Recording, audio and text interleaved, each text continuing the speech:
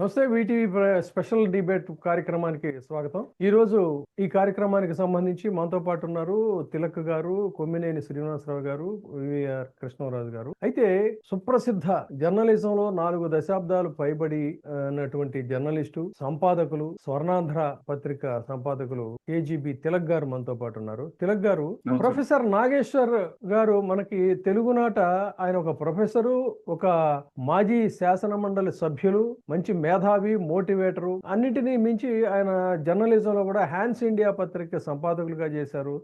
అనేక అంశాల మీద తన యొక్క నిక్కచ్చి అభిప్రాయాలను చెప్పేటువంటి వ్యక్తిగా కూడా ఆయనకు ఒక మంచి పేరు ఉంది. అటువంటి ఆయన తిరుపతి లడ్డూ ప్రసాదం మీద ఆయన యొక్క అభిప్రాయాలను వ్యక్తం చేస్తే దానికి ప్రతిస్పందనగా బెదిరిస్తూ ఆయన్ని అలా కాదు అని చెప్పని, ఆయన వాళ్ళు కోరుకున్నటువంటి విధంగా చెప్పాలని చెప్పని, లేకపోతే అదని ఇదని చెప్పని బెదిరించడం, ఇదంతా కూడా ఎలా చూడాలంటే ఇప్పుడు ప్రస్తుతం ఉన్నటువంటి రాజకీయ పోకడలు ఇటు పాత్రికేయుల్ని అటు ప్రత్యర్థి రాజకీయ నాయకుల్ని వీళ్ళందరినీ కూడా బెదిరించడం అనేటువంటిది అసలు ఏ తరహా ప్రజాస్వామ్యం ఇది? ఇది ముఖ్యంగా ఏంటంటే రాజ్యాంగం మనకి ఇచ్చినటువంటి స్వేచ్ఛ, భావ ప్రకటన స్వేచ్ఛకి ఇది గొడ్డలి పెట్టి కాదంటారా? ఈ రాష్ట్రంలో జర్నలిస్టుల మీద వేధింపులు అనేది తెలుగుదేశం పార్టీ ఎప్పుడు వచ్చినా గానీ జరుగుతుంది. మనం గత చరిత్ర తెలుసుకున్నప్పటికి కూడా పింగళి దశరథరామ్ని అంతం చేసిన చరిత్ర తెలుగుదేశం పార్టీ హయాంలో ఉంది. సమకాలీన రాజకీయాల్లో ఎటువంటి అప్రజాస్వామిక కార్యక్రమాలు జరిగినా లేదా అనుచిత కార్యక్రమాలు జరిగినా మేధావులు మౌనంగా ఉంటే సమాజానికి చాలా. మన రాష్ట్రంలో నడిచే గ్రంథాలయం వంటి ఓ మేధావి ప్రొఫెసర్ నాగేశ్వర్, ఆయన పార్టీలతో నిమిత్తం లేకుండా తన అభిప్రాయాన్ని చాలా స్పష్టంగా మొహమాటం లేకుండా చెబుతూ, అలాంటి మేధావి ఈ లడ్డూ వ్యవహారం మీద తన అభిప్రాయాన్ని చెప్పారు. ఆయన మామూలుగా వేగంగా మాట్లాడు ఆ రిపోర్టును చదివి, నిజానికి ఈ వివాదం ఎక్కడ మొదలైంది, చంద్రబాబు నాయుడు గారు లడ్డూలో జంతువుల కొవ్వు కలిసింది అని అనకపోతే ఈ వివాదం ప్రారంభమయ్యేది కాదు. ప్రారంభించింది ఆయన. ముఖ్యమంత్రిగా ఉండి సమాజంలో అశాంతి చెలరేగకుండా ఉండాలి అని కోరుకోవాల్సిన మనిషి ఆయన అశాంతి రేకెత్తించే విధంగా జంతువుల కొవ్వు కలిసిందని మొదలుపెట్టిన తర్వాత ఆ ఆరోపణ వైసీపీ పార్టీ మీద చేసినప్పుడు సహజంగా వాడు స్పందిస్తారు. దాని మీద స్పందించడమే కాకుండా వైఎస్ఆర్ కాంగ్రెస్ పార్టీకి చెందినటువంటి మాజీ టీటీడీ బోర్డు చైర్మన్ సుప్రీంకోర్టుకు వెళ్లి, అయ్యా నా మీద ఈ రకమైన ఆరోపణ వస్తుంది, దీని మీద ఎంక్వైరీ చేయించండి అని చెప్పేసి దాని మీద సుప్రీంకోర్టు సిట్ వేసి, ఆ సిట్ లో రాష్ట్ర ప్రభుత్వ అధికారులు కూడా ఇద్దరు ఆ సిట్ రిపోర్ట్ ఇస్తే దానిలో ఈ జంతువుల కొవ్వు లేదు అని రిపోర్ట్ వచ్చినప్పుడు సహజంగానే మా మీద ఆరోపణ వచ్చింది, ఇది నిజం కాదని సిట్ తేల్చింది, అది సుప్రీంకోర్టు వేసిన సిట్ అని చెప్పి వైఎస్ఆర్ కాంగ్రెస్ పార్టీ చెప్పుకోవడంలో తప్పులేదు. వాళ్ళ మీద బురద చల్లారు కాబట్టి వాడు ఆ బురద కడుక్కోవడానికి ప్రయత్నం చేస్తారు. అది తప్పు అని చెప్పి, లేదు సిట్ లో జంతువులకు ఉంది, పందికు ఉంది, లేదా టాయిలెట్స్ కడిగే ఇవి ఉన్నాయి అని చెప్పేసి చాలా అసహ్యంగా మాట్లాడిన పరిస్థితి ముఖ్యమంత్రి నుంచి వెళ్ళాం. ఈ పరిస్థితిలో వీళ్ళు ప్రజలకు చెప్పుకోవాలి, ముఖ్యమంత్రి చెప్పేది నిజం కాదు, ఇదిగో రిపోర్ట్. లేదు ముఖ్యమంత్రి గారు రిపోర్ట్ లో వాళ్ళు వైఎస్ఆర్ కాంగ్రెస్ పార్టీ చెప్పేది లేదు అన్నప్పుడు ఆ రిపోర్ట్ ప్రజల ముందు పెట్టి ప్రెస్ కాన్ఫరెన్స్ లోను ఆల్ పార్టీ మీటింగ్ లోను పెట్టి అది వివరణ ఇవ్వాలి. అది చేయాలి. అది చేయకపోగా ఈ ఆరోపణలు చేయటం, పైగా ఆ రిపోర్ట్ లో ఉన్న విషయాలను చెప్పిన ప్రొఫెసర్ నాగేశ్వరరావు వంటి వారి మీద దాడి మొదలుపెట్టి బెదిరింపులు, దాంట్లో జంతువులకు ఉందని చెప్పమని చెప్పేసి ఆయన బెదిరించు, ఇది చాలా దుర్మార్గం. దీన్ని గనక మనం ఇక్కడ అడ్డుకోకపోతే చాలా దుర్మార్గమైన పరిస్థితి కదా. ఒకడ కొమ్మినేని శ్రీనివాసరావుని అరెస్ట్ చేసినప్పుడు కూడా ఈ రకమైన ధోరణి వచ్చినప్పుడు రోడ్ల మీద రావాల్సింది జర్నలిస్ట్. ఇప్పుడు దానికంటే తీవ్రంగా తీసుకోవాల్సిన అంశం ఇది ప్రొఫెసర్ నాగేశ్వర్ గారు. ఇది ఇక్కడితో ఆగదు, రాను రాను ఇంకా పెద్దదవుతుంది. వాళ్ళలో ఆ ధోరణి పెరుగుతోంది. ఇది చాలా మంచిది కాదు. దీన్ని అడ్డుకోవడానికి మేధావులు, జర్నలిస్టులు అందరూ కూడా ఏకమే ముందు రావాల్సిన అవసరం ఉందని నేను చెప్పాల్సిన విజయబాబు. తిలక్ గారు, మీరు చెప్పినట్టు అందరూ ఏకం కావాలి అంటే అసలు జర్నలిజం కూడా రాజకీయ పార్టీలో వర్టికల్ గా చీలిపోయినటువంటి సందర్భం. అలాంటి పరిస్థితుల్లో మనకి సుదీర్ఘ కాలం పాటు వివిధ ఛానల్స్ లో ఆయన కేఎస్ఆర్ లైవ్ షో అని చెప్పాను, తన పేరే ఒక బ్రాండింగ్ గా ఒక ఇమేజ్ తెచ్చుకున్నటువంటి పాత్రికేయులైన, మంచి ఎలక్షన్లకి వాటికి సంబంధించిన వాటి మీద మంచి పుస్తకాలు రాసినటువంటి రచయిత, అటువంటి సీనియర్ మోస్ట్ జర్నలిస్ట్ అయిన కొమ్మినేని శ్రీనివాసరావు గారిని సైతం జైల్లో పెట్టించినటువంటి ఘనత ఈ ప్రభుత్వానికి ఉంది, కూటమికి. అదే విధంగా ఒక మంచి రిపోర్టర్ గా ఇన్వెస్టిగేటివ్ జర్నలిజం లో మంచి మంచి కథనాలు అందించినటువంటి వ్యక్తి, ఈ రోజున తను కూడా స్వతంత్రంగా ఒక పత్రిక పెట్టుకున్నటువంటి పాత్రికేయుడు కృష్ణరాజు. ఇలాంటి వాళ్ళని కూడా జైల్లో పెట్టడం కాకుండా అంతటితో అక్కడే అసలు సభ్య సమాజం అంతా కొమ్మినేని గారిని అరెస్ట్ ఏంటని చెప్పి విసరించుకున్నారు. అది కాకుండా ఇప్పుడు చాలదన్నట్టు ఇప్పుడు ఏకంగా ఇంకొక సీనియర్ మోస్ట్ పాత్రికేయుడిని ఆయన వాళ్ళు బెదిరించే పరిస్థితి. సో ఇవన్నీ కూడా చూసుకున్నప్పుడు దీన్ని గతంలో మీరు కూడా దీనికి సఫరర్స్ కాబట్టి దీన్ని మీరు ఎలా చూస్తారు కొమ్మినేని గారు? నమస్కారం విజయబాబు గారు, అలాగే మిత్రులు తిలక్ గారు, ఇంకెవరెవరు ఉన్నారు అందరికీ నమస్కారం. ఇక్కడ ఒక పాయింట్ చెప్పాలండి.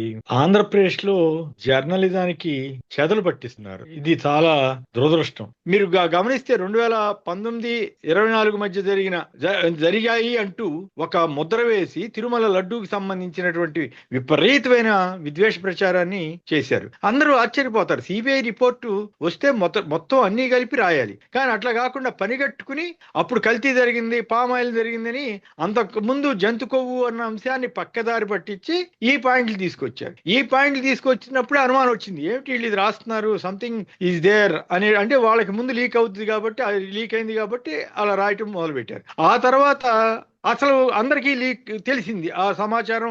అందరూ ఏదో రకంగా తంటాలు పడతారు కదా, అప్పుడు అసలు విషయం తెలిసింది, జంతు కొవ్వు లేదు ఇదంతా అని. ఈలోగా ప్రొఫెసర్ నాగేశ్వర గారు అనండి, ఉండవల్లి అరుణ్ కుమార్ గారు మనం కూడా విన్నాం, ఆయన చెప్పింది పద్దాక జంతు కొవ్వు, పంది కొవ్వు ఇట్లాంటివన్నీ అనేసరికి చాలా చిరాగ్గా ఉంటుంది. ఇదేమిటి తిరుమల ప్రతిష్టని ముఖ్యమంత్రి స్థానంలో ఉన్న చంద్రబాబు గారు ఇట్లా పాడు చేస్తున్నారనేటువంటి బాధతోటి మన ప్రొఫెసర్ నాగేశ్వర గారు, ఆయన నిజంగా చాలా గొప్ప మేధావుల్లో ఒకరు. కొన్ని విషయాల్లో మనం ఆయన భావజాలం అంతా కూడా వామపక్ష భావజాలం. ఆయనకేమో ఇతర పార్టీలతో ముద్రేం లేదు, ముద్రేం లేదు. అయితే విజయబాబు గారు ఆయన చెప్పిన వాటిలో కొన్నిటితోటి మనం విభేదించవచ్చు, లేదు సమర్థించవచ్చు. కానీ అయినంత మాత్రాన అయినప్పటికీ కూడా ఆయనకున్న మేధస్సుని మనం గుర్తించాలి, ఆయనకున్నటువంటి గొప్పతనాన్ని మనం అంగీకరించాలి. మనకి నచ్చినా నచ్చకపోయినా కూడా కొన్ని విషయాలకి ఏమంటాము, అన్నిటికీ అతీతంగా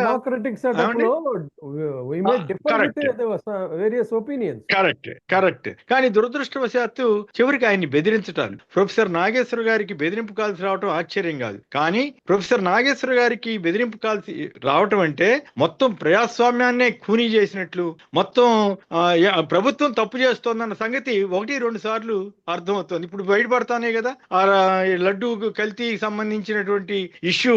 అసలు టెండర్ 2014-19 మధ్య ఎవరెట్లా టెండర్ పొందారు, ఇప్పుడు టెండర్ పొందింది ఎవరి ఆధ్వర్యంలో ఉన్నప్పుడు కల్తీ నెయ్యి రిజెక్ట్ అయ్యి మళ్ళీ వెనక్కి వచ్చి ఈ లడ్డూల తయారీలో ఉపయోగించారు. ఇవన్నిటికీ ఎక్స్ప్లెనేషన్ ఇవ్వాల్సిన చంద్రబాబు గారు నిన్న అసెంబ్లీలో చూస్తే మొహం అంతా కళకళలాడుతున్నట్టుగా అనిపించారు, కలవరపడుతున్నట్టుగా అనిపించింది. సో అంటే తప్పు జరిగిందనే సంగతి ఇప్పటికి అర్థమైంది. మొన్నటిదాకా డబాయించారు కానీ ఎవరు చెప్పారు మీకు కల్తీ లేదని, జంతు కొవ్వు లేదని అన్నట్టుగా మాట్లాడిన ఆయన నిన్న అసెంబ్లీలో ఒక మాట మాట్లాడలేదంటేనే అర్థమైపోయింది ఆయన కేసు వీక్ అయింది. దానితోటి హెరిటేజ్ కి సంబంధించిన ఇష్యూస్ అన్ని బయటకు వస్తున్నాయి. వాటిని ఖండించలేని పరిస్థితిలో ఆయన పడ్డారు. ఆయన ఎప్పటికేదో బుకాయిస్తూ నడిపారు. సో అందువల్ల నా సూచన ఏమంటే, గౌరవనీయులైన ముఖ్యమంత్రి చంద్రబాబు నాయుడు గారు ప్రొఫెసర్ నాగేశ్వర గారికి ఫోన్ చేసి ఇట్లా తెలుగుదేశం వాళ్ళు ఫోన్ చేసి బెదిరించారని అంటున్నారు. ఇది నేను అటువంటి వాటిని ఆమోదించను, ఇది దురదృష్టం. నేను గట్టిగా మా వాళ్ళందరికి వార్నింగ్ ఇస్తానని చెప్పి ఉంటే చంద్రబాబు గారికి కూడా గౌరవం పెరిగేది. ఈ ధోరణి పోవాలంటే ప్రొఫెసర్ నాగేశ్వర గారు లాంటి వాళ్ళకి మనం పూర్తిగా మద్దతు ఇవ్వాలి, మనం సంఘీభావం తెలపాలి, ఖచ్చితంగా ఇలాంటి బెదిరింపుల్ని ఖండించాలి. ఈ రోజు ఆయనకైంది, రేపు ఇంకోళ్ళకి అవుద్ది. ఖచ్చితంగా ప్రొఫెసర్ నాగేశ్వర గారికి మనమంతా సంఘీభావంగా నిలబడాలి. నా విజ్ఞప్తి విజయబాబు గారు, నాకు ఈ అవకాశం ఇచ్చినందుకు ధన్యవాదాలు. అయితే మనం మన యొక్క నిరసనను లేకపోతే ఆయనకి నాగేశ్వర గారికి సంఘీభావం తెలియజేయటం అనేటువంటిది it is a part of democracy. అంటే ఆయన ఒక వ్యక్తి కాదు, ఒక వ్యవస్థ అని చెప్పడం కోసం అని చెప్పని మనం ఈ కార్యక్రమాన్ని ఆయనకి సంఘీభావంగా చేశాం తప్ప వాళ్ళలో ఏదో మార్పు వస్తుందని చెప్పి నేనైతే అనుకోవడం లేదు. ఎందుకంటే వేధించటం, బాధించటమే ఒక పాలన, ఒక హీరోయిజం అనుకుంటున్నటువంటి ఈ దాష్టీకానికి ఈ ప్రజలు జవాబు చెబుతారు అని నేను అనుకుంటున్నా. మరి కృష్ణరాజు గారు మీరేమంటారు? ముందుగా అందరికీ నమస్కారం విజయబాబు గారు.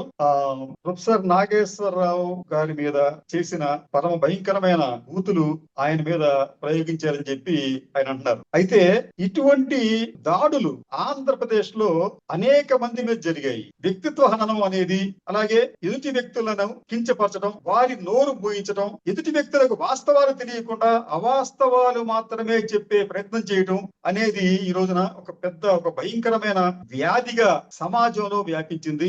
ఆంధ్రప్రదేశ్ లో చేయవలసిన ఒక పని ఏమిటంటే ఎన్ని ఇబ్బందులు వచ్చినా, ఎన్ని అటాక్స్ జరిగినా వాస్తవాలను నిర్భయంగా చెప్పాలి. రెండోది, అవాస్తవాలతో చేస్తున్న ప్రచారాన్ని తిప్పికొట్టే ప్రయత్నం చేయాలి.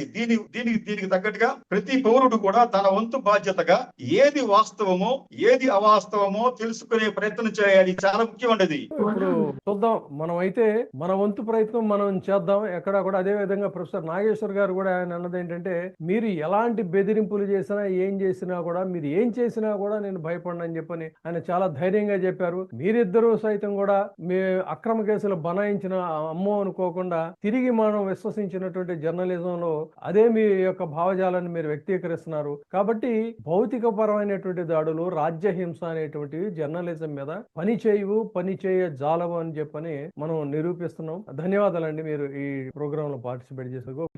ఇప్పుడే సబ్స్క్రైబ్ చేయండి, లైక్ చేయండి, షేర్ చేయండి. WAY TV ప్రైమ్, నీ ఉత్తమాభిరుచుల సమ్మేళనం.